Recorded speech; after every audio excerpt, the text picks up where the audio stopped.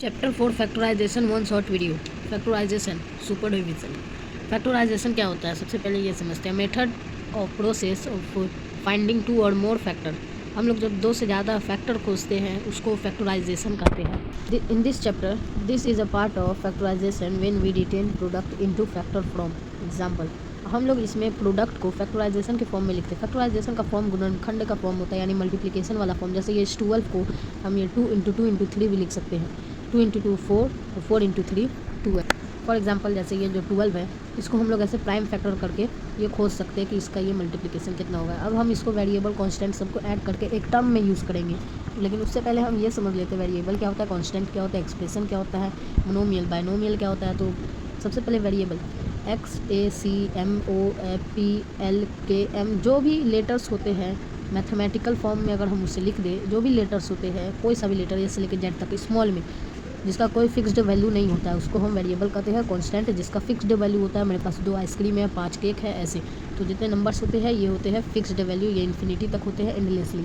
Expression a form combined with the variable and constant. ये एक term होता है मान लो जिसमें हम लोग वेरिएबल और कांस्टेंट दोनों को लिखते हैं। एक्सप्रेशन उसको कहते हैं।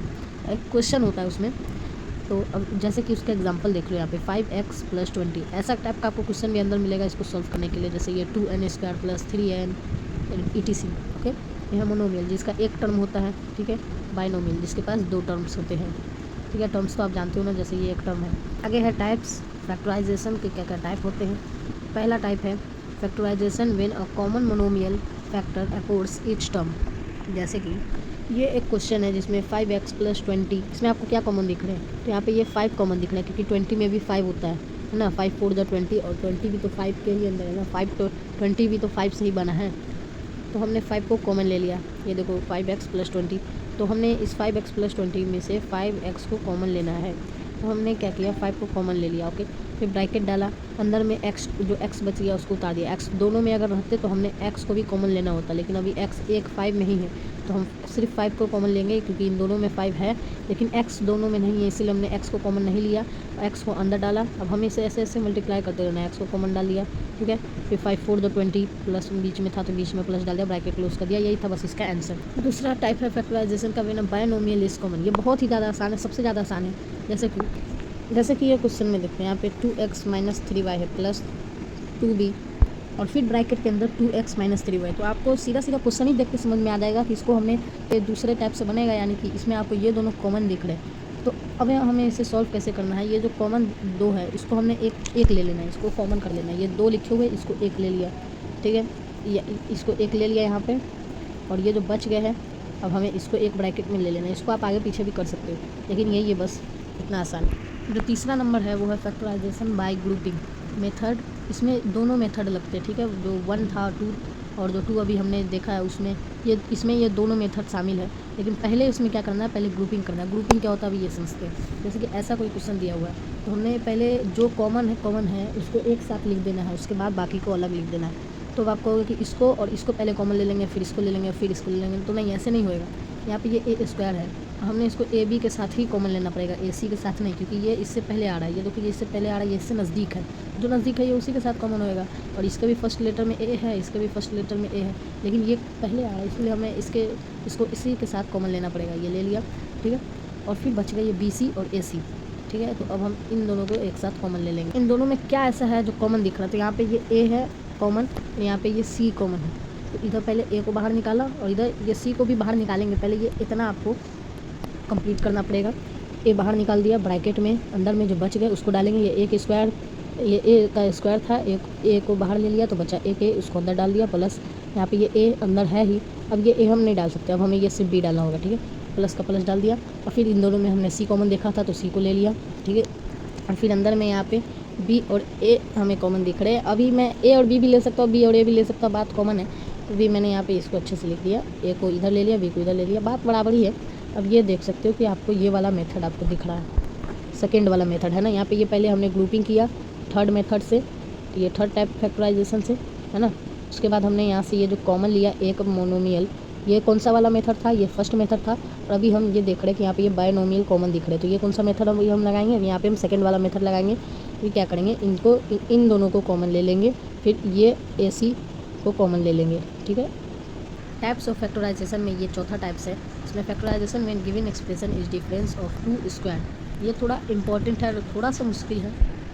अगर आपको इसको भी आसान बनाना है, जैसे फैक्टराइजेशन का 1 2 3 था, वैसे अगर आपको ये 4 मेथड को भी आसान बनाना है तो आपको ये इसका पूरा स्क्वायर याद करना पड़ेगा 20 तक, ठीक है। तब ये आपको वैसा ही आसान लगेगा। स्क्वायर क्या होता है ये तो आप जानते होंगे। अगर हम 2 को 2 से मल्टीप्लाई करेंगे तो 4 आएगा, 3 को 3 से मल्टीप्लाई करेंगे तो 9 आएगा, 5 को 5 से मल्टीप्लाई करेंगे तो 25 आएगा, ऐसा। यहाँ पे एक फार्मूला आता है जिसको हमने कवर करना पड़ता है सॉल्व करने के लिए, ओके। तो ये जो 4 नंबर वाला है मेथड, इसमें आपको फार्मूला से बनाना होगा, ठीक है। और फार्मूला बनाने में आपको इसका भी मदद लेना पड़ेगा, ठीक है। तो फार्मूला क्या है, a square minus b square. तो इसको ए प्लस बी और ए माइनस बी करके सॉल्व करना है, ठीक है। जैसे कि ये क्वेश्चन है 49x square minus 16y square. ये जो x पे स्क्वायर है ना, ये पूरे ए पे स्क्वायर नहीं है, ये सिर्फ ए के वेरिएबल पे स्क्वायर है। ये पूरे ए पे स्क्वायर नहीं है। पूरे ए पे स्क्वायर लाने के लिए हमें इसको तोड़ना पड़ेगा। 49 किसका स्क्वायर आपको ये सोचना है, तो 49 7 का स्क्वायर है। नहीं समझ में आ रहा है अगर आपको ये देख लो 7 का स्क्वायर कितना होता है 49, है ना। तो यहाँ पे हमने 7 लिया, x डाला, और अब उसको ब्रैकेट देके उसके ऊपर में अगर 2 डालेंगे तो ये पूरे ए का स्क्वायर हो गया। वैसा यहाँ पे ये 16 किसका स्क्वायर होता है, तो 4 का स्क्वायर होता है। यहाँ भी देख लो, है ना, 4 का स्क्वायर होता है। y डाला और ऊपर में ये पूरा स्क्वायर डाला। ये जो सिर्फ y का स्क्वायर था, अब ये पूरे 16 और y का स्क्वायर भी हो गया, है ना। 4 को अगर स्क्वायर निकालेंगे तो 16 आएगा। अब यहाँ पे देखो, यहाँ पे ये जो स्क्वायर दिया हुआ है, अब हमें स्क्वायर का मतलब क्या होता है, इसको 2 टाइम्स लिखने का, है ना। तो हम इसको फिर इसको लिख देंगे, फिर इसको और इसको लिख देंगे, क्योंकि यहाँ पे फार्मूला यही करा है ए प्लस बी फिर ए माइनस बी। जब आपको ये फॉर्म में लिखा जाए, ये करने के बाद स्क्वायर निकालने के बाद आपका जो आंसर आए वो इस फॉर्म में आए, ए स्क्वायर माइनस बी स्क्वायर, है ना। तो आपको ऐसा कर देना है। यहाँ देखो हमने जो निकाला उसके बाद यही फॉर्म में आया, ए स्क्वायर माइनस बी स्क्वायर, ठीक है। तो अब हमें क्या करना है, अब हमें इसको ए प्लस बी फिर ए माइनस बी में उतार देना फार्मूला के मुताबिक, ठीक है। और 5 नंबर फैक्टराइजेशन समझते हैं, 5वां method, factorisation when given expression is a perfect square. ऐसा एक्सप्रेशन आपको अगर दिया होगा जिसमें परफेक्ट स्क्वायर हो, जैसे कि अभी क्वेश्चन देखेंगे समझ में आएगा। पहले फार्मूला देखते हैं, a square plus b square plus 2ab, ये है इसका फार्मूला। जो 5वां मेथड है उसको आपको इस फार्मूला पे बनाना है।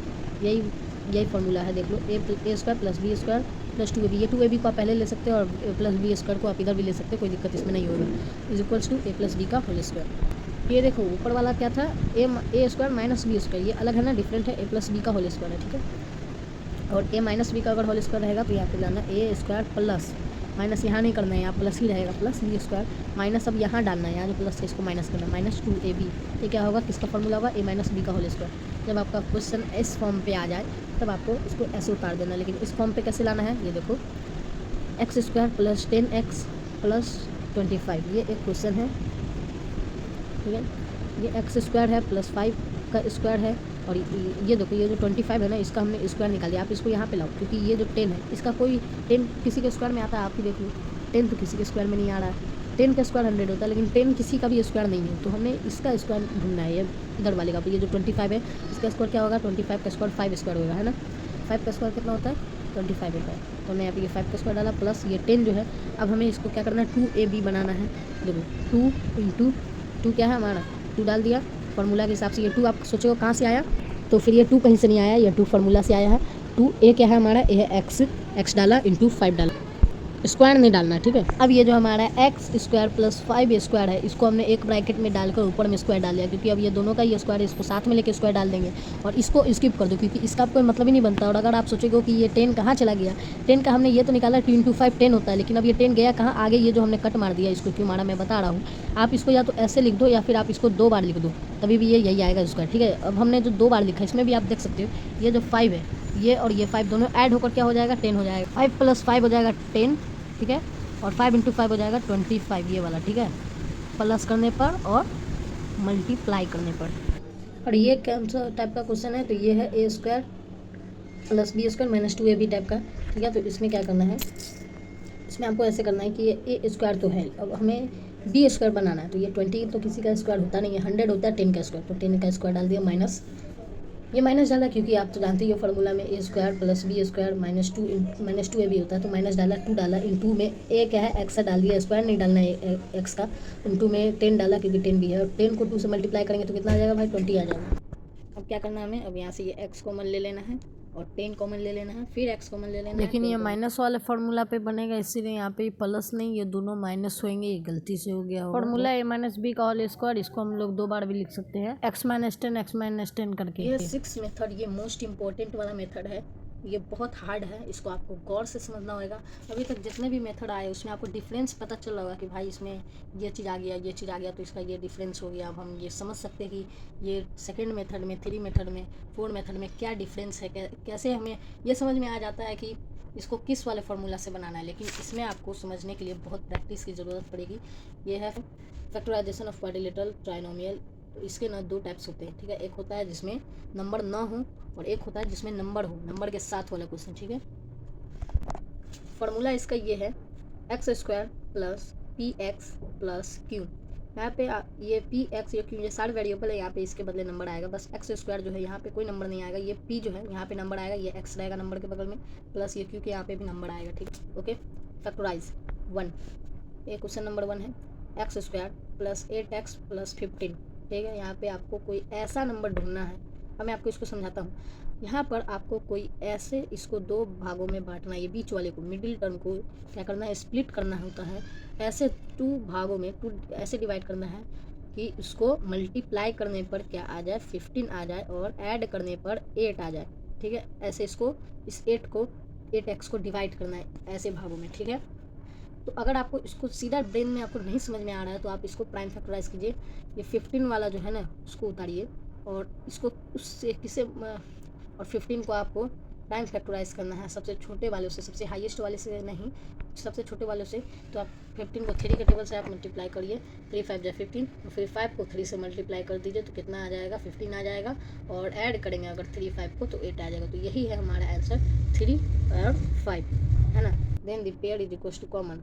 फॉर एग्जाम्पल ये देखो, यहाँ पे हमने ना ऐसा इसलिए किया क्योंकि पेयर हमको ना क्वेश्चन में पेयर बनाना है क्वेश्चन सॉल्व करते समय। जैसे कि यहाँ देखो, x² प्लस 8x प्लस 15 ये क्वेश्चन है। ये x² प्लस, अब हमने इसको तोड़ दिया था, 5x प्लस 3x में ऐड करने पे आ जाएगा, प्लस 15 डाल दिया, ठीक है। और अब हमें ये इसको और इसको क्या करना है, कॉमन करना, पेयर बनाना है, ठीक है। x में से यहाँ पे भी ये देखो, ये दोनों में क्या कॉमन दिख रहा है, x कॉमन दिख रहा है, ये तुम जानते हैं, तो पहले वाले मेथड से मैच कर रहा है। और फिर ब्रैकेट के अंदर क्या डालेंगे, 1x प्लस 5, एक ऐसा आ चुका है, ठीक है, ब्रैकेट क्लोज, ठीक है। और यहाँ पे ये दूसरा में प्लस, यहाँ पे प्लस लगता है छूट गया है, कोई बात नहीं, ठीक है।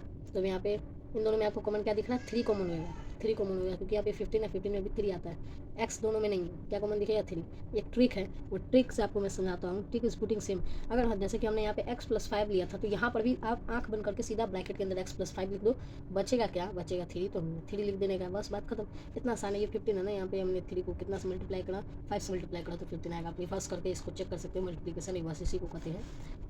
क्वेश्चन में एक और क्वेश्चन आपको समझा रहा हूँ, x² प्लस 15x प्लस 56, इसको भी हमने ये ऐसे प्राइम फैक्टराइज किया कि 56 को कि ऐसे 2 भागों में बढ़ जाए कि जोड़ने पर क्या आ जाए, 15 आ जाए, मल्टीप्लाई करने पे 56 आ जाए, ठीक है। तो 2 को 2 से पहले मल्टीप्लाई करेंगे तो 4 आएगा, फिर 4 को 2 से मल्टीप्लाई करेंगे 8 आएगा, और 8 को 7 से मल्टीप्लाई करेंगे अगर तो 56, और ऐड करेंगे तो अगर 15 आएगा।